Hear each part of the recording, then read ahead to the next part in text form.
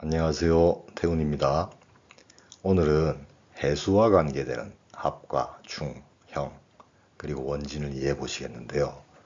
우선 사주에서 합이 되는 경우는 어떻게 해석을 해야 하는지에 대해 해묘미 삼합의 예를 통해서 한번 이해해 보시도록 하겠습니다. 해묘미 삼합은 목을 지향하게 되는 목적합이자 사회합인데요. 예를 들어 내 사주에 해수와 미토를 갖고 있는데 대운이나 세운에서 묘목이 들어오게 되면 해묘미 삼합이 이루어지게 됩니다. 그러면 삼합을 이루는 간지의 십성을 살펴봐야 하는데요. 만약 내가 경금일간이라면 해수는 식신이 되고 미토는 정인, 그리고 묘목은 정제가 되는데요. 그러면 묘목의 정제를 목적으로 하는 삼합이 되고요. 묘목 정제가 들어오는 대운이나 세운에서 내가 사주명에 갖고 있는 식신의 재능과 정인의 문서, 인정, 자격의 기운이 합쳐져서 삼합이 만들어지는 거니, 이러한 삼합의 형태라면 회사나 나의 가게를 만들거나 또는 정제를 만들 수 있는 취업을 할 수도 있겠고요. 그리고 어떤 시험을 치르고 있는 분이라면 합격운으로도 해석을 할 수가 있겠습니다. 그래서 이와 같이 삼합이 만들어지는 운기에는 목의 개운을 하시면 금상첨화가 될 텐데요. 목의 개운은 삼합의 왕지인 묘목 정제의 기운을 살리게 되니 삼합의 합력도 강해질 거고, 또한 정제의 재물 기운도 더욱 탄탄하게 될 겁니다. 그리고 참고로 한 가지 더 첨언을 드리자면, 묘목은 매년 수확을 할 수 있는 특성을 가진 간지이니 목 기운만 잘 살리게 되면 정제의 재물을 꾸준히 수확할 수 있다고 해석을 하시면 되겠습니다. 해묘미 삼합의 예를 한 가지 더 보시면, 내 사주에 묘목과 해수를 갖고 있는데 2027년은 정미년이니 지지로 미토가 들어와서 해묘미 삼합이 만들어지는데요.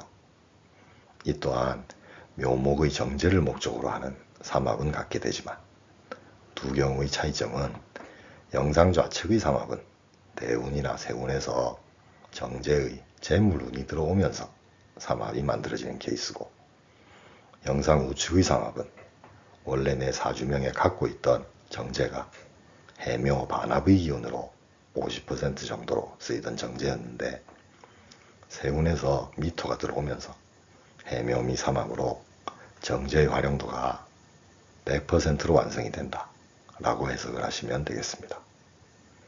그래서 이 경우는 내가 원래 갖고 있던 정제적인 능력과 식신의 재능이 세운에서 미토 정인의 문서, 자격, 인정운이 들어오면서 정제의 기운이 살아나게 된다라고 이해하시면 되는데요.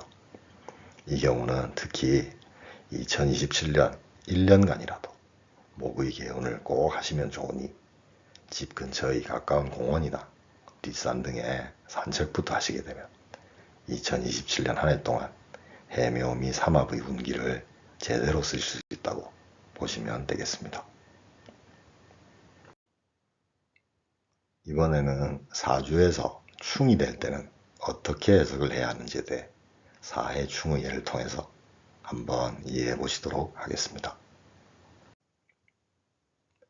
사해충은 겨울을 시작하려는 해수역마와 여름을 시작하고 싶은 사화역마 간의 충돌인데요.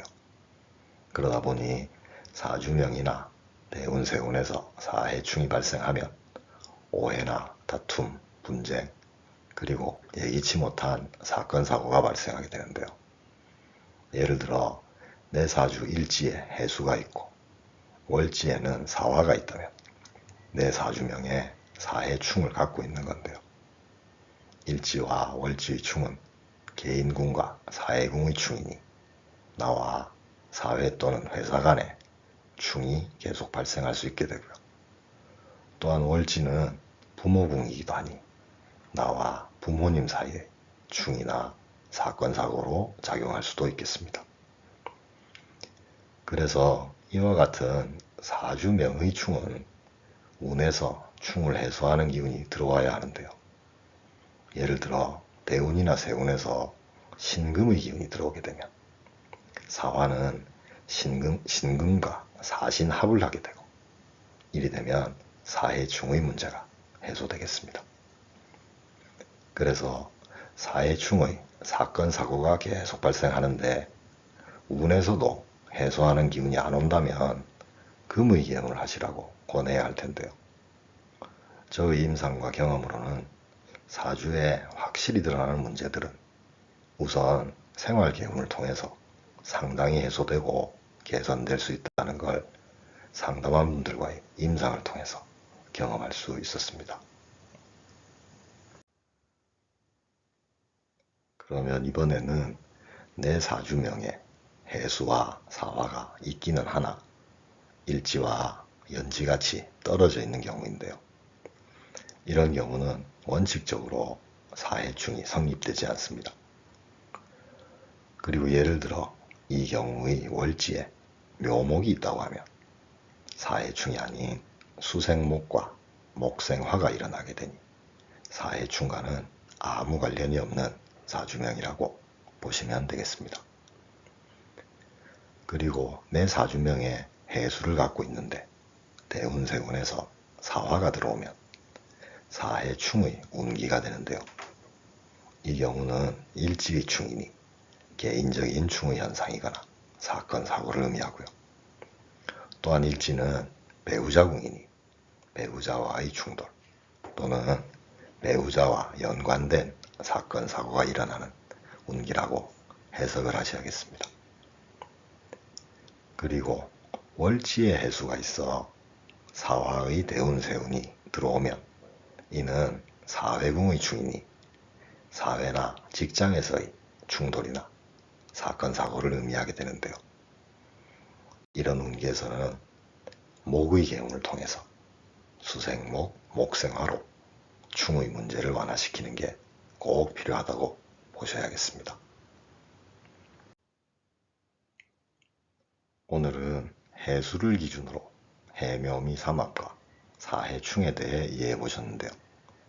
다음 시간에는 축토가 있는 사주를 기준으로 해자축 방합과 습의 기운에 의한 문제인 해해자영에 대해 한번 살펴보시도록 하겠습니다. 오늘도 영상을 시청해 주셔서 감사합니다. 구독과 좋아요는 계속되는 영상 제작에 큰 힘이 됩니다. 꼭 부탁드립니다. 감사합니다.